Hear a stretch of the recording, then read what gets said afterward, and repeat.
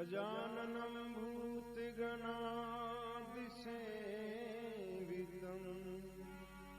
गजाननं भूतगणादिसेवितं कपित्थजम्बूफलचारुभक्षणम् उमासुतं शोकविनाशकारकं नमामि विघ्नेश्वरपादपङ्कजम् अखण्डमण्डलाकारं व्याप्तं येन चराचरं तत्पदं दर्शितं येन तस्मै श्री गुरुवे नमः। नीलाम्बुजश्यामलकोमलांगं नीलाम्बुजश्यामलकोमलांगं सीतासमारोपितवामभागं पाणौ महासायकचारुचापं नमामि रामं रघुवंशनाथम्।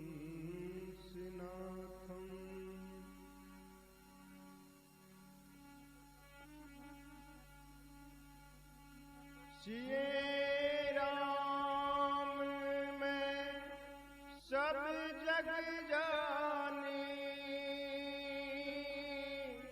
करऊं प्रणाम जोरी जुग पानी। राम सिया राम जय जय राम। मंगल भवन अमंगल हारी द्रवौ दशरथ अजिर बिहारी। राम सिया राम जय जय राम। दीन दयाल बिरदु संभारी हरहु नाथ मम संकट भारी। राम सिया राम जय जय राम। राम सिया राम जय जय राम।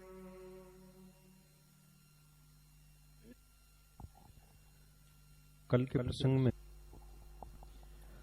हमने सुना कि वाल्मीकि जी प्रभु श्री राम को रहने का स्थान बताने के बहाने एक तरह से हम संसारी जीवों को शिक्षा दे रहे थे कि किन गुणों को अपनाने से प्रभु हमारे हृदय में निवास कर सकते हैं।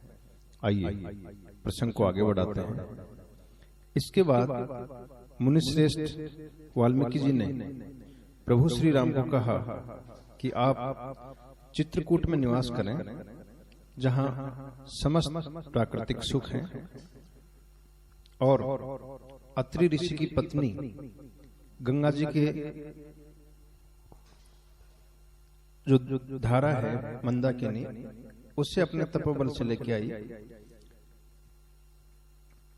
श्री राम लक्ष्मण जी व सीता जी ने मंदाकिनी में स्नान किया। श्री राम ने लक्ष्मण जी से कहा कि यहीं कहीं रहने की व्यवस्था करो।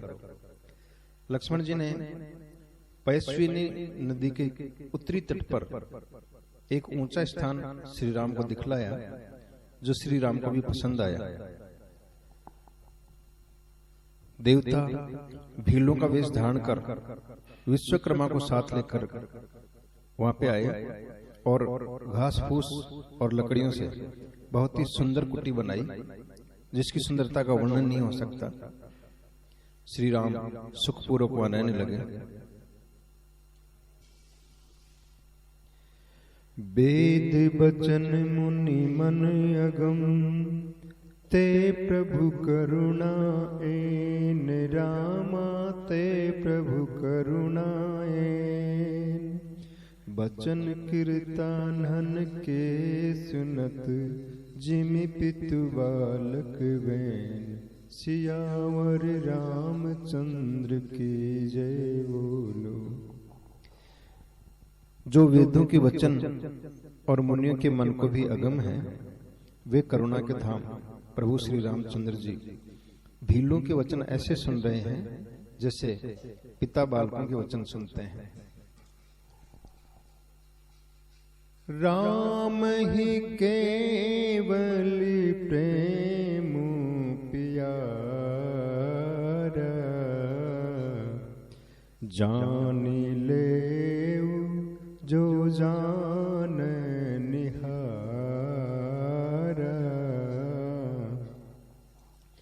श्री राम जी को केवल प्रेम प्यारा है, जो जानना चाहता है वो जान ले। सजनों, आप इसी अयोध्या कांड में निषाद राज गुह के बारे में पढ़ चुके, सुन चुके, जिसे प्रभु ने सीने से लगाया, भाई के जैसा प्रेम किया और उनके लाए कंद मूल फल को बहुत ही प्रेम से खाए, उनका भोग लगाया। यहाँ फिर प्रसंग आया है कि भीलों से प्रभु श्री राम बहुत ही प्रेम से मिलते हैं और तुलसीदास जी ने यहाँ स्पष्ट रूप से कह दिया है कि जिसकी जानने की वास्तव में ही इच्छा है वो जान ले कि प्रभु को केवल और केवल प्रेम प्यारा है। जिसमें सच्चा प्रेम है वो किसी भी जाति धर्म का हो, कि कैसे भी रंग का हो, रूप का हो, अमीर हो गरीब हो, उसे प्रभु अपना लेते हैं। और जिसके मन में सच्चा और निश्चल प्रेम नहीं है, वो कितना ही ऊंची जाति का हो, कितना ही रूपवान हो, कितना ही धनवान हो, कितने ही तिलक छापा कर ले, घंटियां बजा ले, कितने ही कर्म कांड कर ले, उसे प्रभु नहीं अपनाते हैं। अतः इस बात को अच्छे से समझ लें कि कर्म कांड पाखंड छोड़कर, जाति धर्म या दौलत का अभिमान छोड़कर निष्कपट और सच्चे बने, सहज बने, इंसानियत ग्रहण करें, तब प्रभु को पा सकते हैं। चित्रकूट के वन के आगे देवताओं का वन नंदन वन भी फीका लगने लगा। समस्त उत्तम नदियां मंदाकिनी की बड़ाई करती हैं। क्षीर सागर और अयोध्या को छोड़कर जहां प्रभु श्री राम, लक्ष्मण और सीता जी रह रहे हों, उस स्थान की शोभा का वर्णन भला कैसे संभव है। जब जब श्री राम अयोध्या को याद करते हैं, स्वजनों को याद करते हैं, तब तब वे दुखी हो जाते हैं और उन्हें देख सीता जी व लक्ष्मण जी भी दुखी हो जाते हैं। प्रिया बंधु गति लखी रघुनंदनु, धीरी कृपाल भगत उर चंदनु। लगे कहने कछु कथा पुनीता, सुनि सुख लहे लखनु अरु सीता। राम सिया राम, सिया राम जय जय राम। राम सिया राम, सिया राम जय जय राम। तब धीर कृपालु और भक्तों के हृदयों को शीतल करने के लिए चंदन रूप रघुकुल को आनंदित करने वाले श्री रामचंद्र जी प्यारी पत्नी और भाई लक्ष्मण जी की दशा देखकर कुछ पवित्र कथाएं कहने लगते हैं, जिन्हें सुनकर लक्ष्मण जी व सीता जी सुख प्राप्त करते हैं। आइए अब वापस सुमंत्र जी के प्रसंग में चलते हैं। श्री राम से विदा लेकर निषाद राज गुह वापस आए तो क्या देखते हैं कि सुमंत्र जी उदास दीनहीन अवस्था में बेसुध पड़े। उन्हें देखकर निषाद राज बहुत दुखी हुए। निषाद राज को अकेला देखकर सुमंत्र जी बहुत ज्यादा व्याकुल हुए और हा राम, हा सीता, हा लक्ष्मण कहकर धरती पर गिर पड़े। निषाद राज ने उन्हें तरह तरह से समझाया, धीरज बंधाया और जैसे तैसे रथ पे बिठाया, लेकिन वे इतने निढाल हो गए कि उनसे रथ को हाँका तक नहीं गया। तब निषाद राज ने अपने 4 चतुर सैनिक उनके साथ भेजे। सुमंत्र जी ऐसे लौट रहे हैं जैसे कोई बड़ा व्यापारी समस्त पूंजी ठगा के लौटा हो, जैसे कोई योद्धा रणभूमि से हार के लौटा हो, जैसे नरक को जाता हुआ कोई पापी जीव पछता रहा हो। बार बार एक ही विचार सता रहा है कि अयोध्या जाकर क्या मुंह दिखाऊंगा और महाराज से क्या कहूंगा, अयोध्या वासियों से क्या कहूंगा। माताएं जब पूछेंगी उनको मैं क्या जवाब दूंगा। इस तरह सोचते सोचते तमसा नदी के तट पर पहुंचते ही सुमंत्र जी ने चारों निषाद सैनिकों को विनती करके किसी तरह से वापस लौटाया। सुमंत्र जी दिन भर एक पेड़ के नीचे उदास बैठे रहे और जब अंधेरा हो गया तब उन्होंने अयोध्या में प्रवेश किया। मंत्री का अकेले ही लौटना सुनकर रनिवास व्याकुल हो गया। अत्यंत आर्त होकर रानियां पूछती हैं और सुमंत्र जी सिर झुकाए खड़े हैं, उनके मुंह से शब्द नहीं निकलते।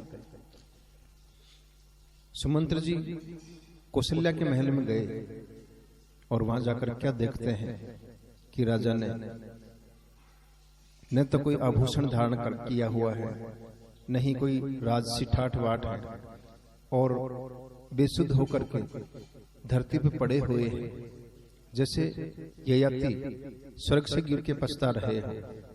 इस तरह से राजा पछता रहे हैं।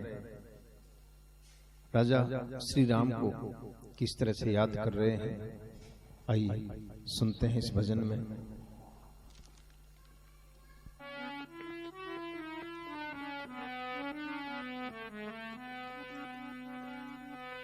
दरस दिखा रे बेटा, दरस दिखा, दरस दिखा रे बेटा, दरस दिखा। मेरी छाती फटने को है बेटा, दरस दिखा।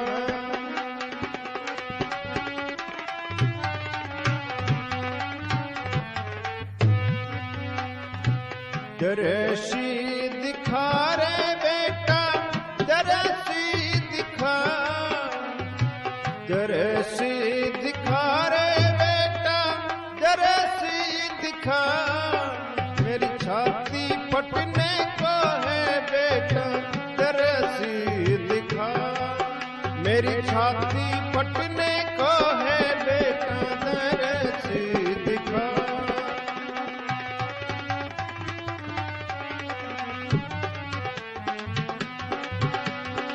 दरस दिखा रे बेटा, दरस दिखा, दरस दिखा रे बेटा, दरस दिखा।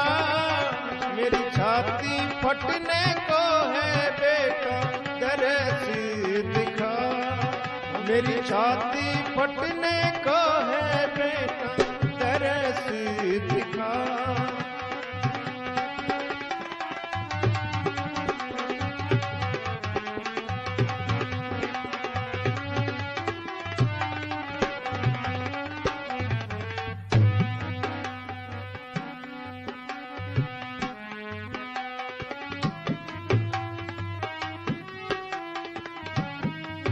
मैं तिरिया जाल में फंस गया, मैं कीचड़ में धंस गया। मैं तिरिया जाल में फंस गया, मैं कीचड़ में धंस गया। जिस नाग साही डस गया बेटा, कहाँ तू गया। जिस नाग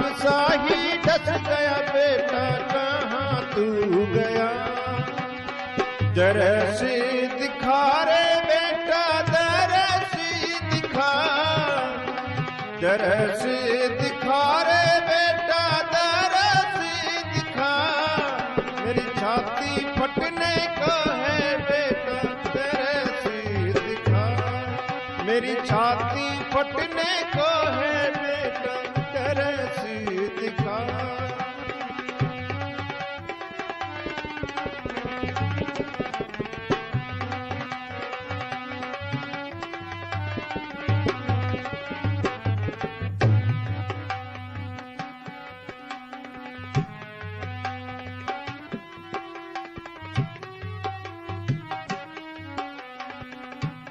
कपटी निकली छोटी रानी, अनीति मन में ठानी, रे कपटी निकली छोटी रानी, अनीति मन में ठानी,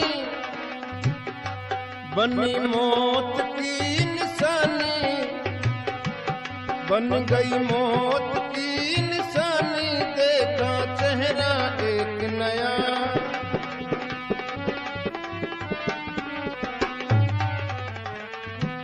बन गई मौत की निशानी, देखा चेहरा एक नया।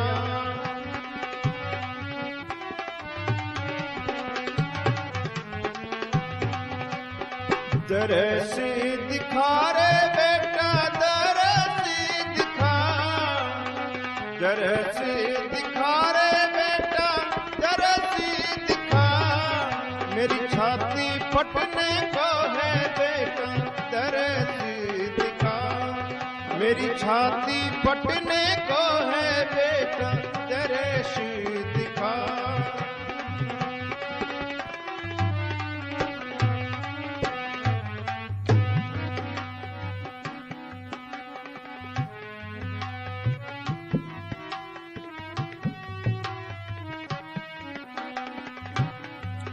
दुख पावे लक्ष्मण भाई, मिली उर्मिल को तन्हाई, दुख पावे लक्ष्मण भाई, मिली उर्मिल को तन्हाई, पर जाई को सताई नागिन किनी ना दया, पर जाई को सताई नागिन किनी ना दया। दरस दिखा रे बेटा दरस दिखा, दरस दिखा रे बेटा दरस दिखा, मेरी छाती फटने को है बेटा दरस दिखा, मेरी छाती फटने को है बेटा दरस दिखा।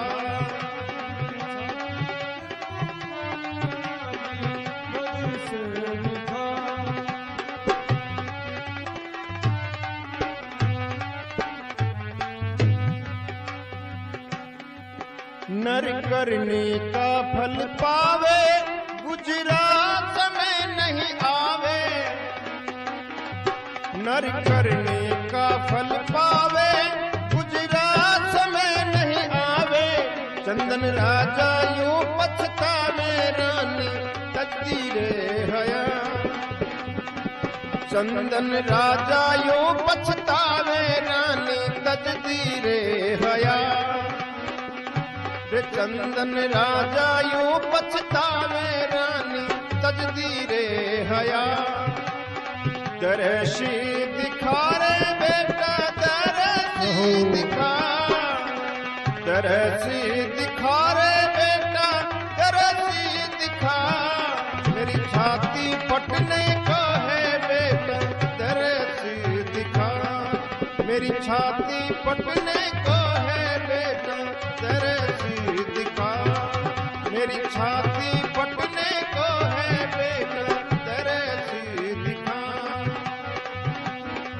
मेरी जान निकलने को है बेटा दरस दिखा, मेरी जान निकलने को है बेटा दरस दिखा।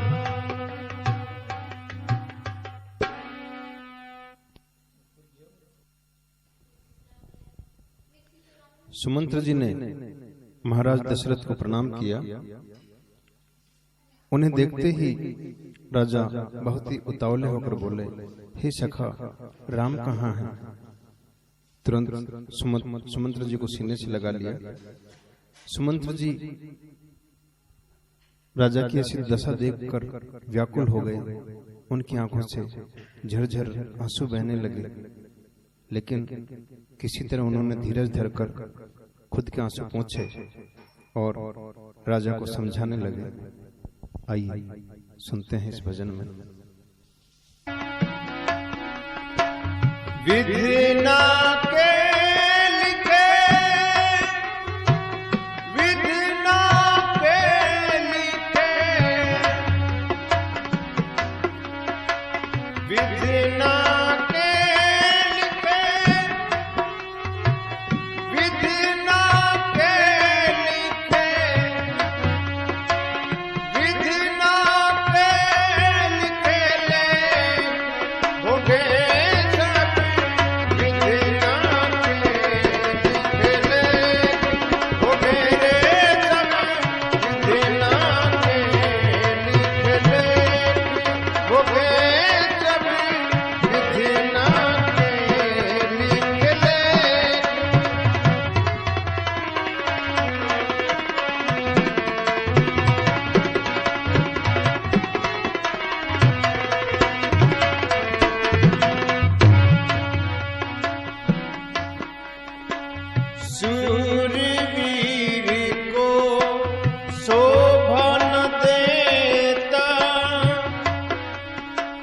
कब हूँ व्याकुली होना, शूरवीर को शोभा न देता, कब हूँ व्याकुली होना, सुख दुख धूप छाँव की खातिर क्या हंसना क्या रोना,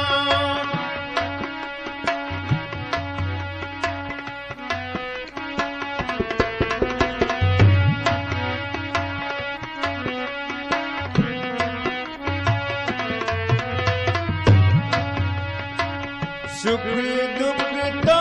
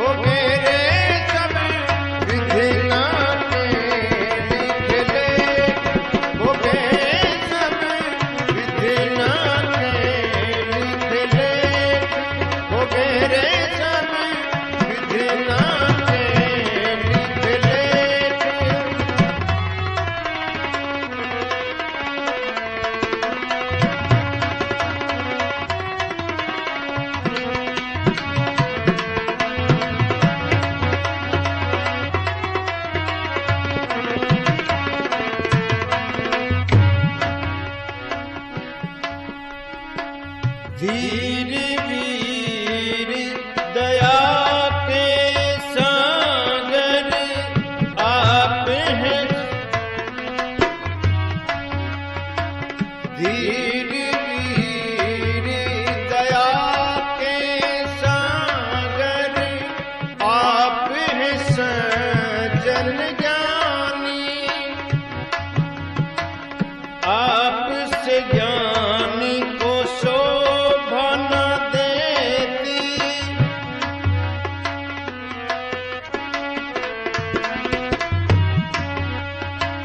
आपसे ज्ञान को शोभा न देती, राजन ये नादानी,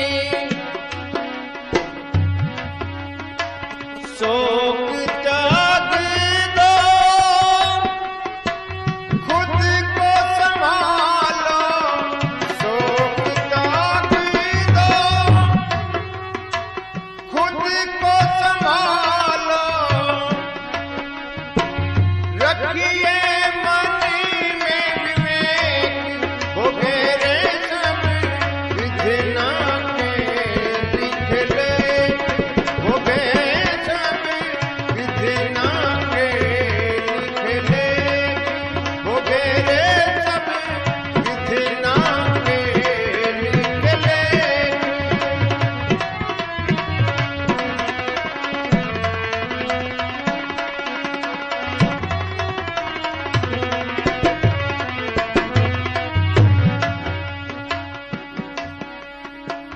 जन्म मरण और हानि लाभ सब काल कर्म के अधीन। जन्म मरण और हानि लाभ सब काल कर्म के अधीन।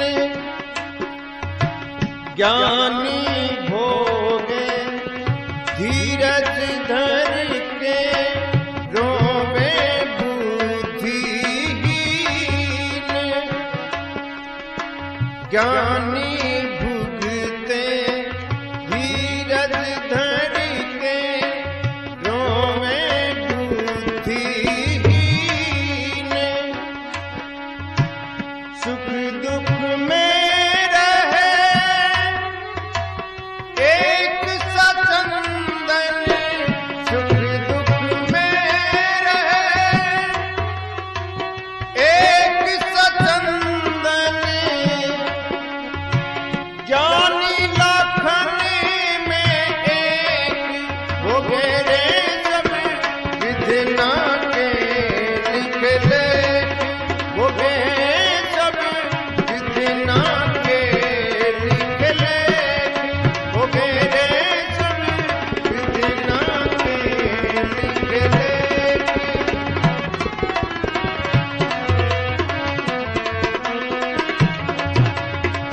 विधना के लिखे विधना के लिखे विधना के लिखे विधना के लिखे विधना के लिखे लेख हो गए सब विधना के लिखे लेख हो गए रे सब विधना के लिखे लेख हो गए सब विधना के लिखे लेख हो गए सब विधना के लिखे लेख हो गए सब विधना के लिखे लेख।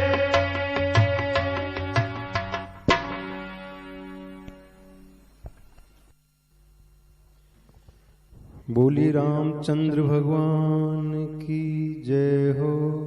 शंकर भगवान की जय हो। सुमंत्र जी कहने लगे, हे महाराज, आप तो पंडित हैं, परम ज्ञानी हैं, आप धैर्यवान श्रेष्ठ पुरुषों में से हैं। जन्म मरण, सुख दुख, हानि लाभ, मिलना बिछड़ना, ये सब तो काल कर्म के अधीन है। हे स्वामी, ये तो होते ही रहते हैं। मूर्ख लोग ही सुख में खुश होते हैं और दुख में रोते हैं। धीर पुरुष तो दोनों को समान ही समझते हैं। आप धीरज धारण करें, शोक का त्याग करें। इसके बाद सुमंत्र जी ने श्री राम के निषाद राज से मिलन और केवट द्वारा गंगा पार कराने तक का समस्त वृतांत राजा को सुनाया।